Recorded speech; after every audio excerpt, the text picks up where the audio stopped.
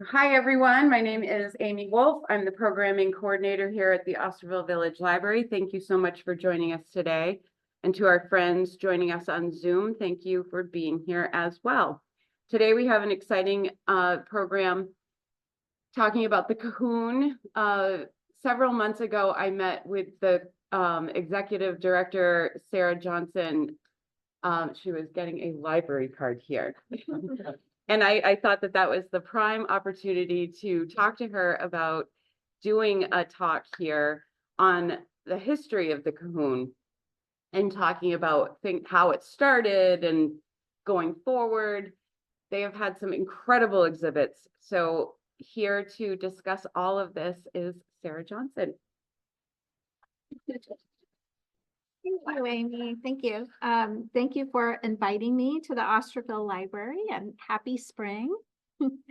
It's my pleasure to be here today to share more about the Cahoon Museum of American Art and all that we have going on this season.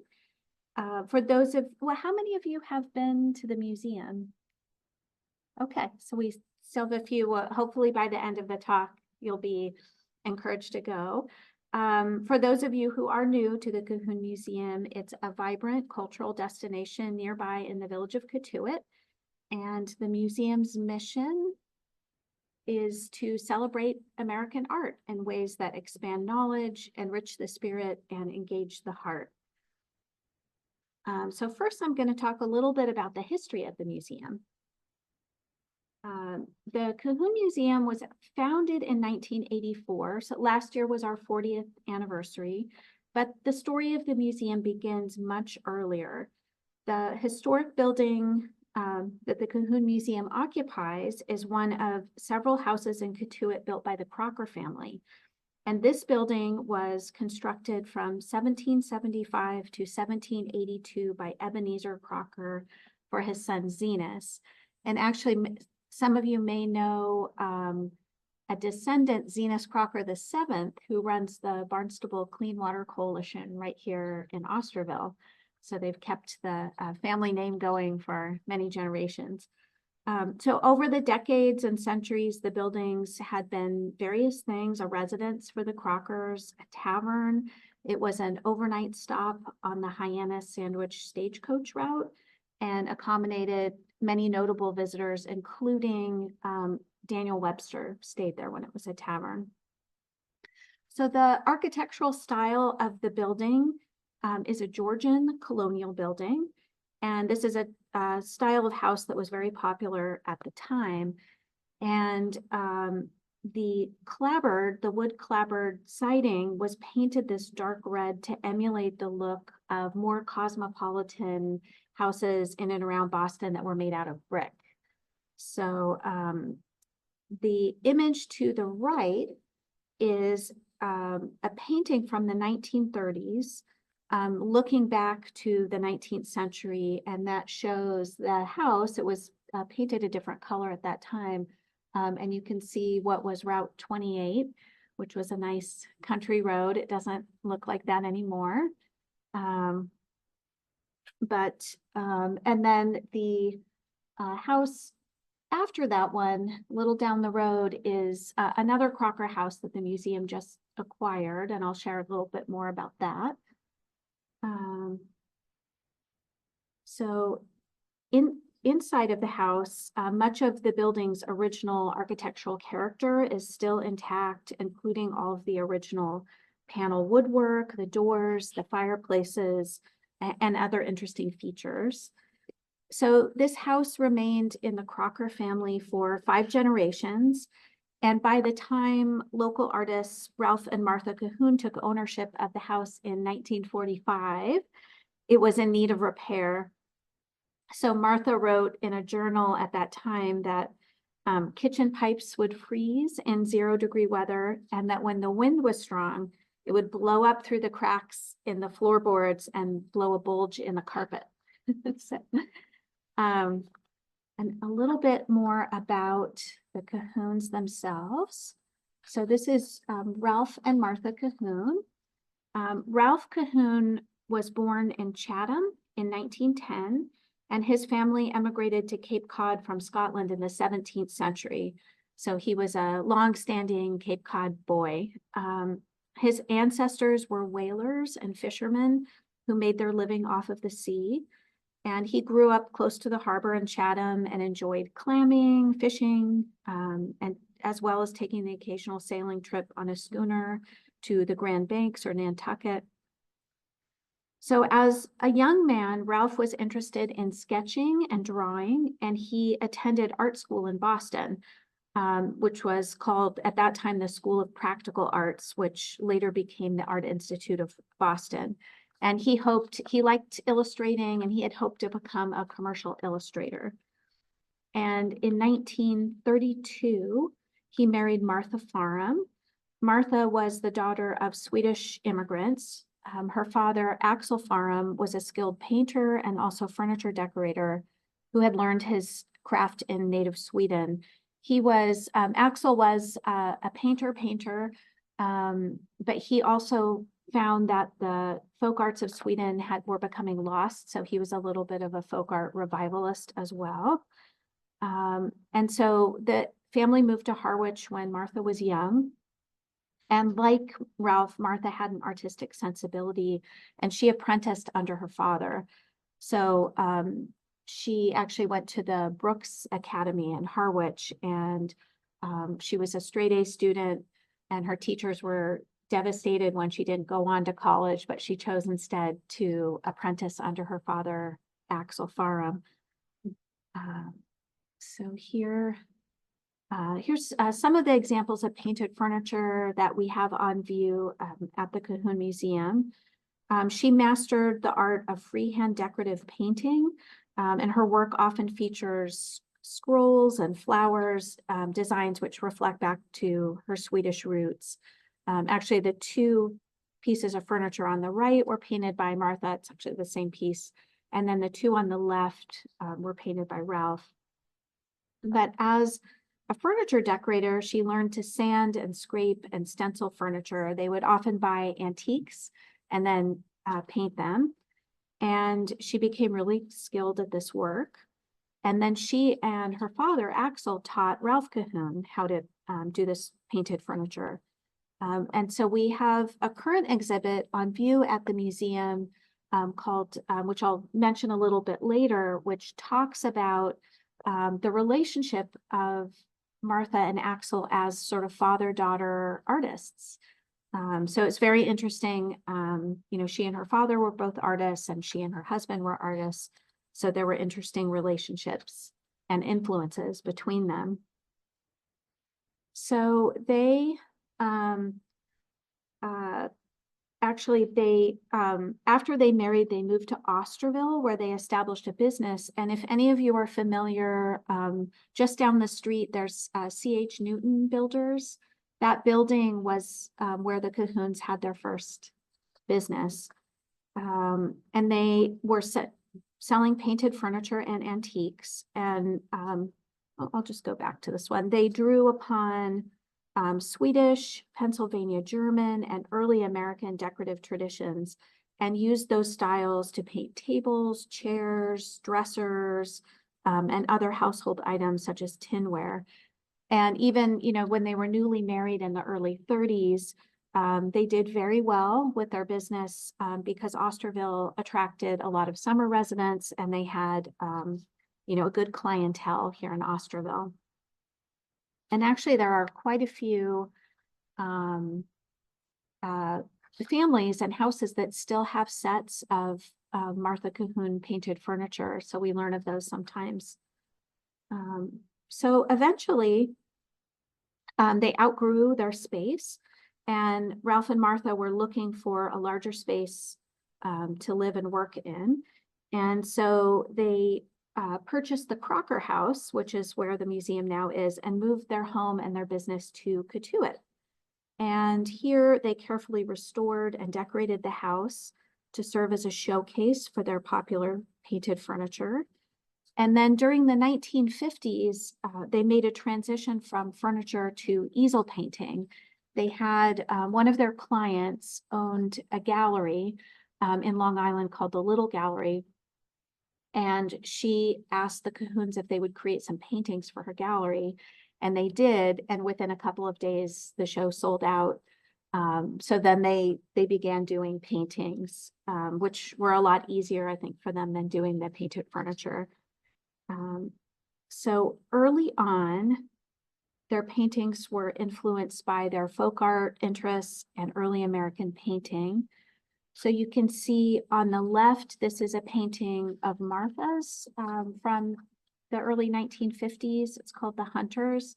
And you can see the influence of her Swedish folk art roots. And then on the right is a Ralph Cahoon painting from the early 1950s. And this is sort of his pre-mermaid period. And he's influenced by an earlier American artist, Edward Hicks. And he's sort of looking back with nostalgia towards earlier American styles. And then on the upper left of his painting, you can see that he included the museum itself in his painting. So a little bit more of Martha's style. They did share some similar topics, but they have different styles. Martha tended to really enjoy painting rural, pastoral scenes. She liked painting the four seasons. She liked painting scenes inspired by the Bible, as well as flowers and shorebirds. So this is one on the upper left called Spring Scene, and we actually have all four of this series, fall, winter, spring, and summer, which are wonderful. And on the lower right is a mural. So Ralph and Martha Cahoon had one son named Franz, and Franz had, the story goes that he complained to Martha that his bedroom didn't have a water view. And so she painted this mural for his bedroom, which we have, and it's a lovely, lovely water view. And Ralph Cahoon developed his own trademark style, and his work usually featured some type of New England seaside setting. Usually there would be mermaids, sailors, lighthouses, clipper ships, hot air balloons. So his paintings became very popular for their nostalgic look back to history, but also they had a sense of humor and obviously a fantasy element as well with the mermaids. So these are two actual places on Cape Cod. The one on the left is dedicated to Woods Hole Oceanographic Institution, and on the right, Katuitt Oyster Company, which is still exists. So he found a ready market, Ralph Cahoon. Here's two other favorites that are often on view at the museum. On the left, Ralph painted Julia Childs in the kitchen as a mermaid. And it looks like she might be putting a little wine into her stew. And then on the right, Megansett Tea Room, which shows some mermaids at a tea party, but they're also enjoying themselves. There might be a few little bottles tucked away under the table. And you could see a little child looking on in shock to see such a scene. So Ralph painted actively during the 1950s, and in the 60s and 70s, they really reached their peak of notoriety. They had many important collectors of their art, including Jackie Kennedy, the Mellon and DuPont families, and Josiah Lilly, whose collection of Cahoons is now part of the collection of Heritage Museum in Sandwich. So while he was famous for his whimsical fantasy paintings of sailors and mermaids, he, as I mentioned, he incorporated real people and places around Cape Cod. He portrayed his friends, local tradespeople and businesses, all in his trademark Cahoon style. This is a painting that we had on view at the museum last summer called Summer Visitors at Hyannisport. And I don't know if anyone can identify who the summer visitors are, but it's John F. Kennedy and Jackie and their children. So when John F. Kennedy was elected president of the United States in 1960, Images of his family vacationing at the Kennedy compound in Hyannisport proliferated through the media, and the allure and appeal of Cape Cod and its activities increased. And the popularity of Ralph and Martha Cahoon as local artists soared during this time. So in August of 1961, First Lady Jacqueline Kennedy visited the Cahoon studio with her sister-in-law, Jean Kennedy Smith. And both Jackie and Jean each purchased 2 of Ralph's paintings. Ralph was inspired by that visit to paint summer visitors in Hyannisport with the Kennedys as the subjects. So this shows President Kennedy lounging by the beach. He's snoozing behind, I think it's the Washington Times. The string tied around his big toe and the heart carved into the tree symbolize his marriage and love for Jackie. And Jackie is depicted as a mermaid with a picnic basket. She's distracted from reading her book and is gazing adoringly at President Kennedy. And she wears her trademark pearl necklaces. And their children, John and Caroline, are depicted as little mer people playing in the water. John is tugging on a toy model of the PT-109 boat their father commanded during World War II, and Caroline holds a doll and a bucket. And the family's yacht flying an American flag is seen moored in the background. So here's some pictures of Ralph and Martha in the studio. You could see Ralph with his painting of, just blinking on her name, Bon Appetit, yep. And so in 1980, and this is a sign on the upper left that used to hang outside on Route 28. So people would see the sign, paintings by Cahoon, and stop in, and they could buy paintings directly from Ralph or Martha or commission them to paint a picture. Ralph passed away in 1982, and Martha really found herself unable to keep up the house on her own. And at that time, Rosemary Rapp and her husband, Dr. Keith Rapp, who were local, Rosemary was a local art historian and art collector, and they purchased the Cahoon's home with the vision of turning it into an American art museum for the cultural benefit of the community. So Rosemary seeded the museum with a selection of artworks from her collection, and she also saw the museum as a way to preserve the artistic legacy of the Cahoons, which is why she named the museum after them. And because of her direct connection to the Cahoons, we have at the museum a very wonderful archive of their material with their letters, books, photographs, and journals. An interesting part of this story too is that she allowed Martha Cahoon to have lifetime rights to live in the museum. So Martha lived at the museum while in its early years until she passed away in 1999. So there are a lot of people in the community who still remember stopping by and seeing Martha there. So over the next 30 years, the museum operated out of the Crocker House and became known for very interesting art exhibits. And as the museum grew, it became, it needed more space for talks and lectures, art classes, and other programs. The historic building was in need of some TLC and repair. So the Cahoon Museum's Board of Trustees spent many years planning and fundraising as part of a campaign to renovate the historic house and expand the museum. They received some large grants from the town of Barnstable and Massachusetts Cultural Council to help design a modern addition.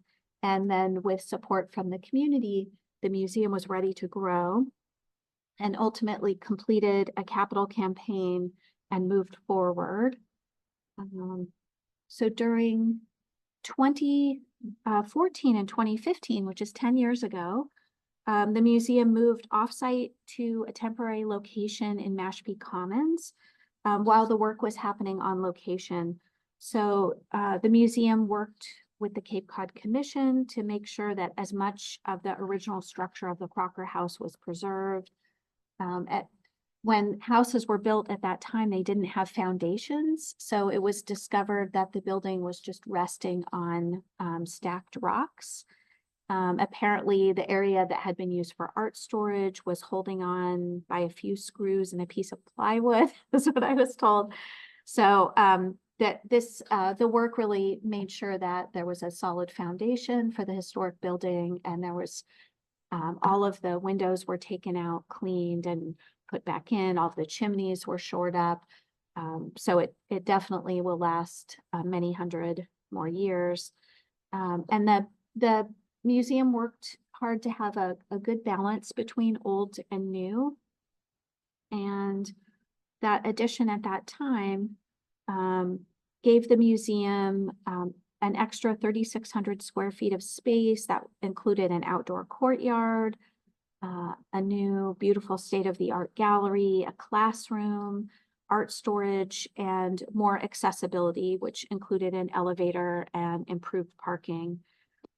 So this expansion allowed the museum to grow its role as a regionally significant art museum and cultural destination. This is when I've been at the museum for 9 years, and I came in 2016 after this addition was completed. And so this space allowed the museum to have more of its art collection on view and continue to build the collection. So here are some examples of the types of artwork in our collection. The one on the far right by John Enneking is on view at the museum. This season, we have an exhibit dedicated to him. Here are two other beautiful pieces by some women artists from the 1930s. Margaret Patterson on the left, Salt Creek, Cape Cod, and Daisy Hughes, Cape Dunes. So we have a very wonderful collection. And additionally, we now have a dedicated space to celebrate the creative spirit and story of the Cahoons using their former studio space. So that's a little bit about the history of the museum. We present about 9 changing art exhibits per year. And we received a really nice compliment from Richard Perry, who's a local artist. He said, "You reach out and find a wide variety of interesting artists and work to show. Your art exhibits are many of the best on the Cape." So we're still a little bit of an undiscovered gem sometimes, but we have lots of educational programs. We have weekly guided talks and tours, art making classes, workshops, drop-in activities, interactive learning experiences. We often have artists doing demos, lectures, panels. We host school visits, and additionally, our educator, Leslie Goldman, who, by the way, has an exhibit on view at the Osterville Library downstairs. So she's a working artist as well. But she will go into the classrooms and bring the Cahoon Museum's mission to students, and then often they'll reciprocate with a visit to the museum. And it's wonderful because as a smaller museum, we're a very manageable museum for students to visit. And often we're the first museum that young students visit. So we love to welcome them. We also have family fun days and open houses, and we do a lot of community outreach and fun events, which I'll share more about. And here's a few additional images from our collection of American art. And our collection ranges from 19th century to the present, with a special focus on regional art, local and regional art of New England. And so having this wonderful collection allows us to tell the story of American art. So I'll give you a little peek into our current spring exhibits. We have one called Still Life Stories, Beauty, Bounty, and Reflection. And this is really centered around the theme of the still life tradition. And we wanted to, we got a lot of requests from the community that people wanted to see more of our collection. So we pulled out some beautiful floral and fruit paintings from our collection and paired them with striking examples from local and regional artists. These are two examples of early American still lifes. The one on the left is by Severin Rosen, who was America's most celebrated still life painter in the middle of the 19th century. And this is a very large piece, and it's gorgeous. He was a German refugee from the 1848 peasant revolution in Europe, and he brought to the US very high standards of craftsmanship and found a ready market among newly wealthy Americans who were enriched by the new industrial expansion and the nation's abundant natural resources. So this is a two-tiered still life with fruit, and it shows the freshness and bounty of the American harvest and the promise of more to come. And his style is really indebted to a rich tradition of European still life, which began in the Netherlands in the 17th century.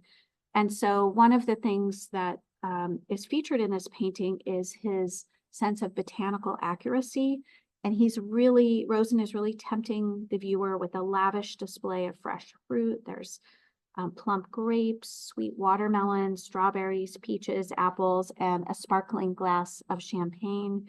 So this really exceptionally rendered arrangement would have appealed to his clientele who enjoyed sumptuous entertaining. And then a James Peale as well from the early 1800s on the right. And we have paired these historic pieces with some contemporary artists. Shelley Reed is a contemporary artist. This piece is from 2010, and it's a large scale diptych, two paintings that are oil on linen. So in the 16th century in Europe, there was a fascination with the natural world as exploration and trade were happening. People across Europe were discovering different plants from Asia and other parts of the world. And so they created these extravagant botanical encyclopedias. So wealthy patrons began funding collections of animals, plants, and mineral specimens. And they would set up these cabinets of curiosities, which really were the precursors to modern museums. At this time, the rise of science. Did I do that? Sorry. The rise of scientific illustration was happening, along with the systematic classification of specimens. And this was paralleled with the emergence of modern still life painting, where artists were really seeking to understand the beauty and complexity of the natural world.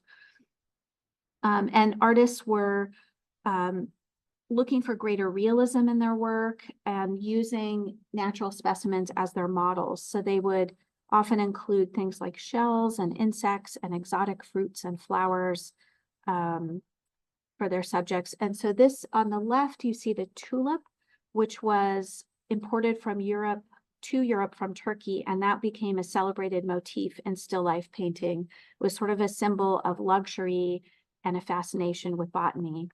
So Shelley Reed, who is a Boston-based artist, she's drawing inspiration from this period of Northern European art. And what she does is she takes fragments from historical paintings. So rather than working from life, she is meticulously copying and reinterpreting these paintings. And she does them solely in black and white. To kind of add drama, and she also alters the scale, so she makes them larger. In this pair, Ribboned Fruit and Flowers, she is adapting a floral composition by the 17th century still life painter Abraham Mignon. So it's a very theatrical and contemporary take on this genre. Shelley Reed graduated from the School of the Museum of Fine Arts in Boston. She also has a degree in psychology from Brandeis, and her works are in many public and private collections, including the MFA and the Art Institute of Chicago. So we really love to highlight important regional artists like that.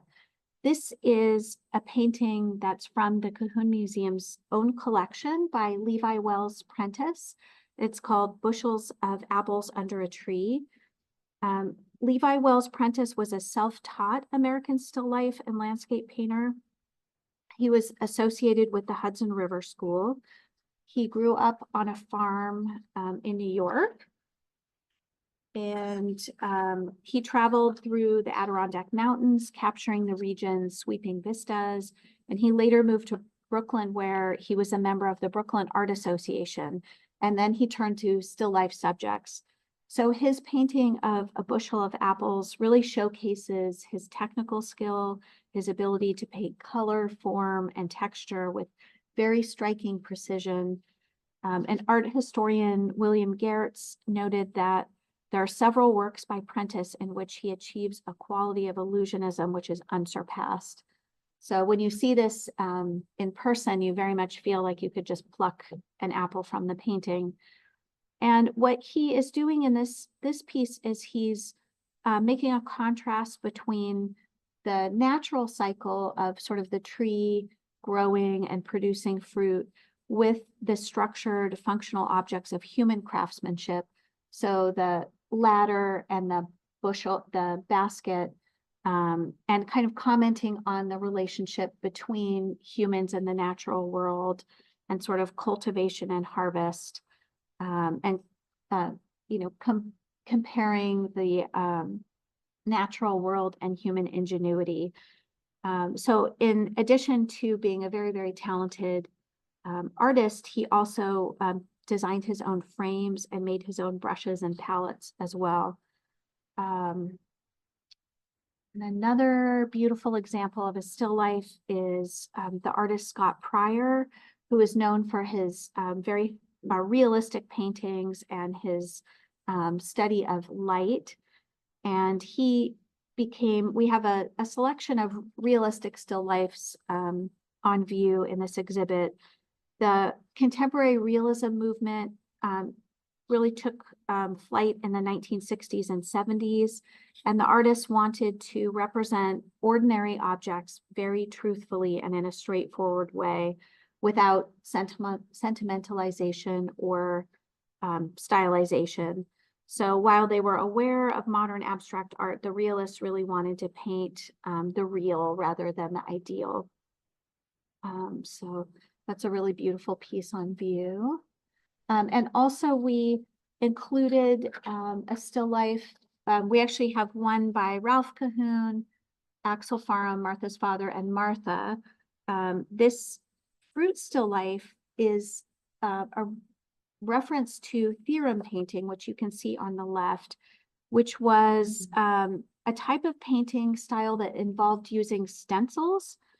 And the stencils were used on paper or fabric. And this was a style of painting popular in England in the 18th century and was taught to young women in New England in their academies and boarding schools, because even a young person could produce a reasonable painting using stencils.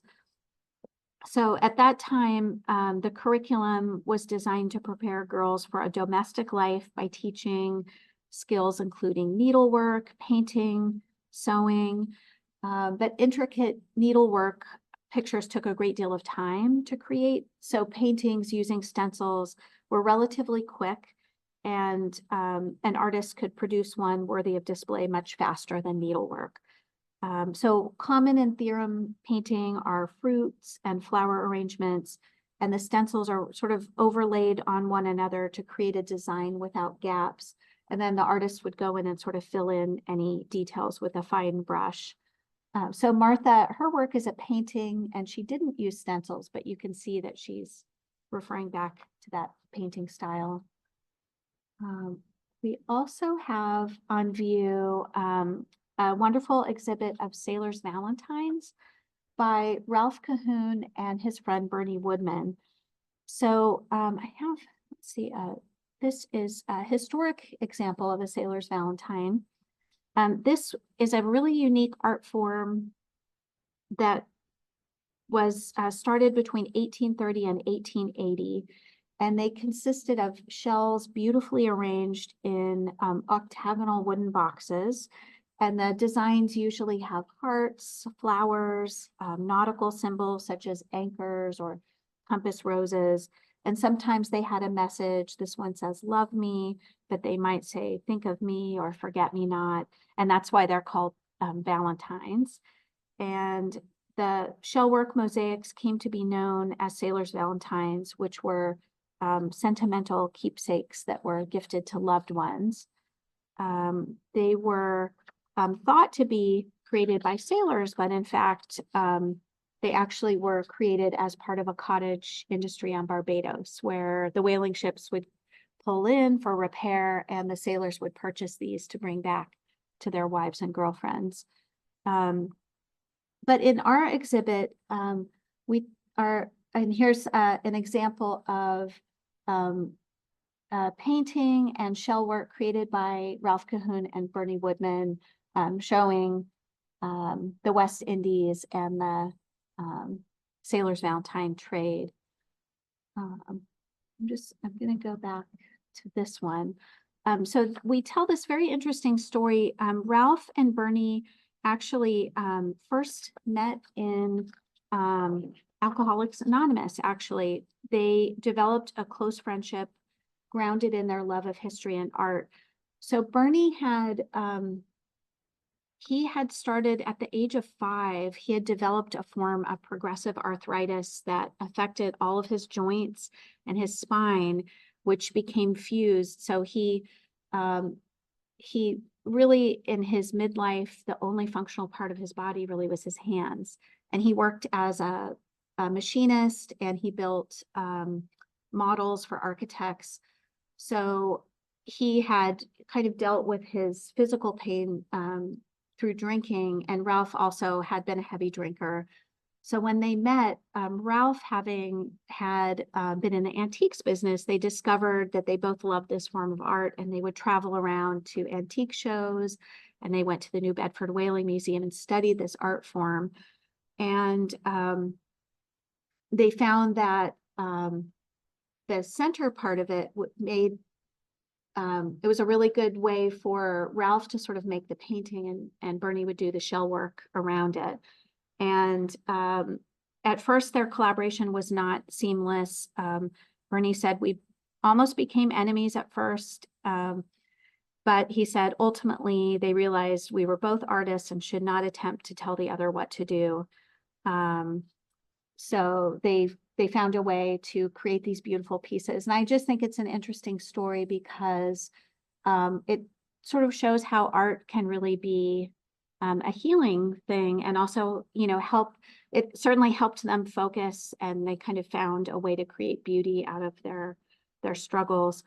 This piece on the left is a wonderful large sailor's valentine dancing by the sea.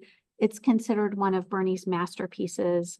The painting in the middle features a naval officer in his formal white jacket dancing with a mermaid at the water's edge. And there's a lighthouse and a clipper ship in the distance.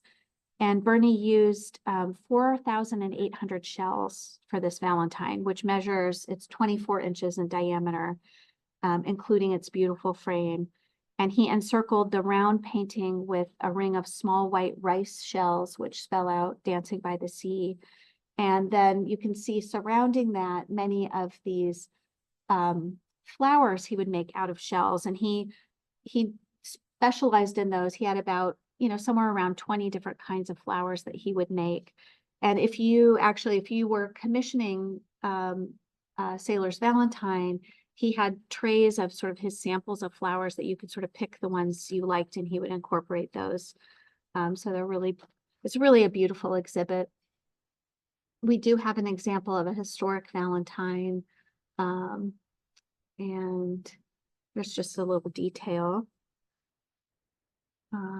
We also have on view an exhibition of the artist John Enneking, who was an American Impressionist. He's often credited as being America's first Impressionist. And he studied with the great impressionists of Europe, which influenced the development of his personal style. So he brought his teachings back with him to the US, and he was active in the Boston area. You can see actually on the upper right, it's a little bit blocked out by the screen, but it's a view of the State House in Boston from his studio. It's a very beautiful painting. So some of the works we have on view by John Enneking include bubbling trout brooks, landscapes, one of his clam diggers, and his favorite subject, which was the New England twilight. So as part of, I'm not sure if I have part of this exhibit, we showed some of our John Ennekings from our collection, and we borrowed, we had some significant loans coming from the Cape Cod Museum of Art and some other lenders, which really tell the story of John Enneking as an artist. Interestingly as well, John Enneking was friends with Axel Farum, who was Martha's father, and she remembers walking through the woods with Enneking and her father as they talked about art. And so we have a portrait of Martha at the age that she was when she had that memory, and some of one of her natural kind of rural scenes as well, just showing the connection between all of these artists. And that leads us to another exhibit on Martha called A Garden of Inspiration, and that's Martha as a young woman with one of her still life paintings. So this exhibit, which is curated by Leanne Ream, who's a new curator at the Cahoon Museum, tells the story about Martha's inspirations in nature and looks into some of her influences, including her father. Martha really, had a long career as an artist on Cape Cod, and she painted, as I mentioned, kind of pastoral landscapes. She painted on furniture. But she also was influenced by gardening, spending time in nature, and drawing floral motifs from Swedish folk art. So that's a really beautiful exhibit that you should come see. And this is just a fun story. So this exhibit was sponsored by Ellen Barnes Fiffner, who's on the left. She, in honor of 50 years of friendship with her sisters of the Alpha Gamma Delta sorority.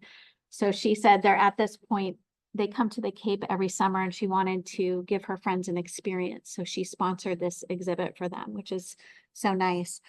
And then these two paintings by Martha Cahoon on the right also have a fun story. Mary LeClaire, who I don't know if any of you know, but she lives in Mashpee. She was Ralph and Martha Cahoon's banker and a friend of theirs. And when it was her birthday, Martha said, "Oh, I'll give you a painting for your birthday."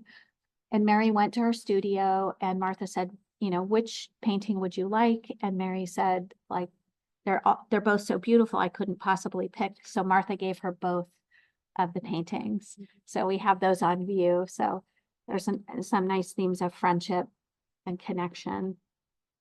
And then if any of you have driven by the museum, you've noticed maybe our blue trees, or last summer when the museum was quilted.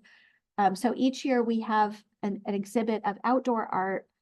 And this season we have an exhibit by the artist Peter Kirkeles called Measuring Up. Peter creates large-scale sculptures of vintage tools. So he enlarges things like rulers, levels, and pencils to a really large scale, and kind of shifts our thinking about, tools and who uses them.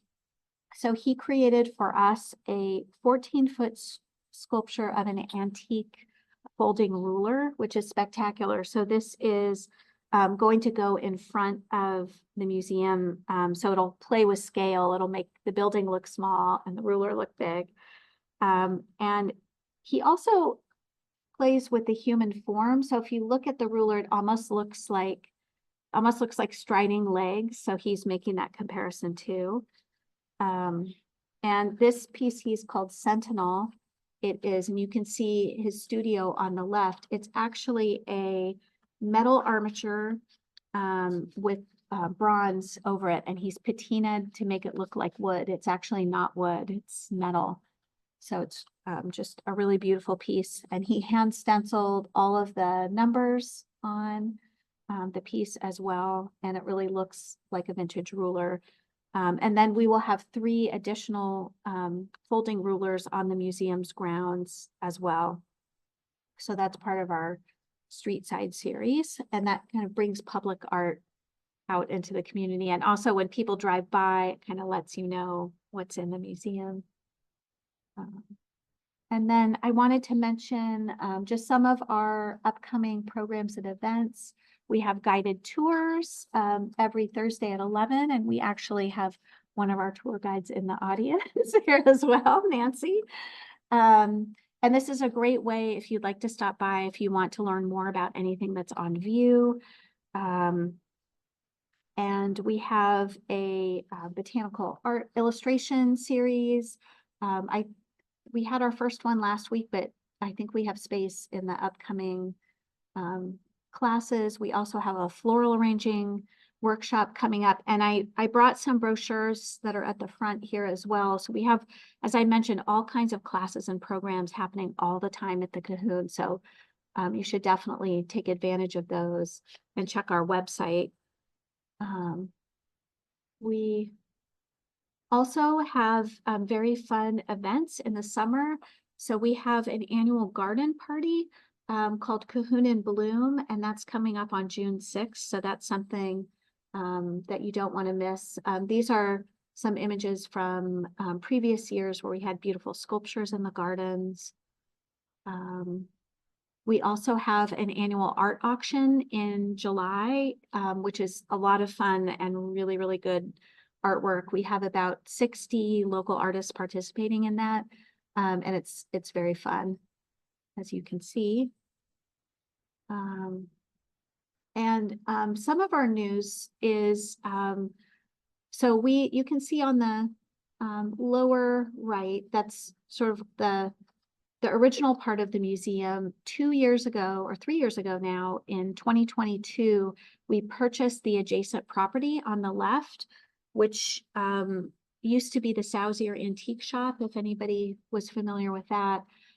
So that came on the market, and we just saw it as a once-in-a-lifetime chance to grow. And even though I talked a little bit before about how the museum expanded, we actually found ourselves quickly outgrowing the expansion.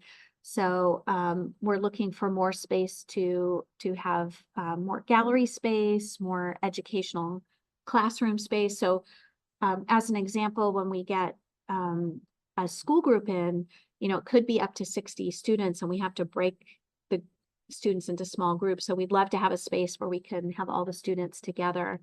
So we are currently in planning. This is some of the property that we acquired, which gave us this beautiful, almost 2 acres of garden space, and an additional Crocker home from 1736. So now we have 2 Crocker homes, and they almost look like sisters. They're very similar. That is our beautiful garden space. So you actually almost, you drive right by on Route 28 and you just don't realize there's this beautiful garden tucked away. This is what the inside of the 1736 home looked like. This is when it was staged for sale, but you can see it's also very beautiful. It's got these wide plank floors and beams.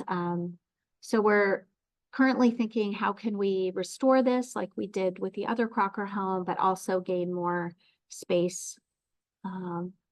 So we are, this is on the left. Last year, our street side installation, the artist Joe Cunningham, who was a quilter, took spinnaker sailing cloths and made a quilt out of spinnakers and quilted the museum. So that was a lot of fun. And then this kind of shows our property. We went through last year a year-long museum master planning process where we really looked at the site, which is a complex site. We have these 2 buildings, kind of the things that we would like to do and how do we make it all work. So that's the process that we're in right now.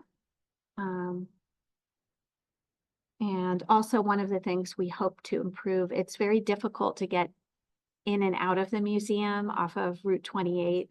So we're taking this as an opportunity to kind of, better design the way in and out.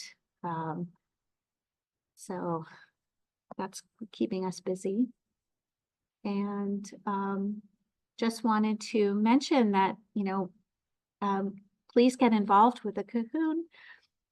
We have a wonderful volunteer corps, and we have a lot of fun, and there's all different ways you can volunteer if you like gardening or being a tour guide or helping with any of our projects. Also join as a member as well, and bring friends and family for a visit. It's just really a wonderful museum. So with that, I might open it up to any questions you might have or thoughts, ideas.